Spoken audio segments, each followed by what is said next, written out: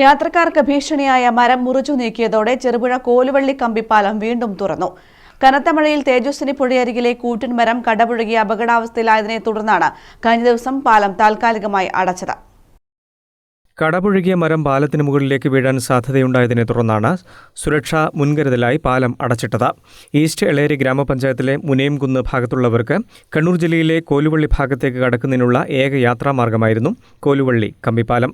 അഗ്നിശമനസേന സ്ഥലത്തെത്തി പരിശ്രമിച്ചെങ്കിലും അപകട സാധ്യതയും മരത്തിന്റെ വലിപ്പവും കാരണം മരം നീക്കം ചെയ്യാൻ കഴിഞ്ഞിരുന്നില്ല. തുടർന്ന് വിദഗ്ധരായ പ്രാദേശിക തൊഴിലാളികളെത്തി സുരക്ഷിതമായ മരം മുറിച്ചു മാറ്റുകയായിരുന്നു.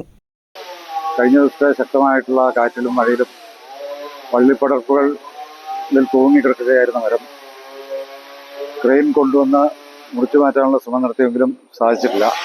ഇന്നലെ രാത്രി പാലത്തിലേക്ക് ഈ മരം വീഴുകയും ഇന്ന് രാവിലെ മുതൽ ഈസ്റ്റർ പഞ്ചായത്തിൻ്റെ അതുപോലെ ചെറുപുഴ പഞ്ചായത്ത് മെമ്പറുടെ ഒക്കെ നേതൃത്വത്തിൽ ഇവിടെ മുറിച്ചു മാറ്റുന്ന പ്രവൃത്തി നടന്നുകൊണ്ടിരിക്കുകയാണ്. ഈ പ്രദേശത്തുള്ള ആളുകൾക്ക് ചെറുപുഴ പുഴ കടക്കണമെങ്കിൽ ഈ കമ്പിപ്പാലമല്ലാതെ മറ്റ് യാതൊരു മാർഗവുമില്ല. അപ്പോൾ അതുകൊണ്ട് എത്രയും വേഗം ഈ നടപടി പൂർത്തിയാക്കുന്നതിനുള്ള ത്വരിതഗതിയിലുള്ള പ്രവർത്തനങ്ങൾ നടന്നുകൊണ്ടിരിക്കുകയാണ്.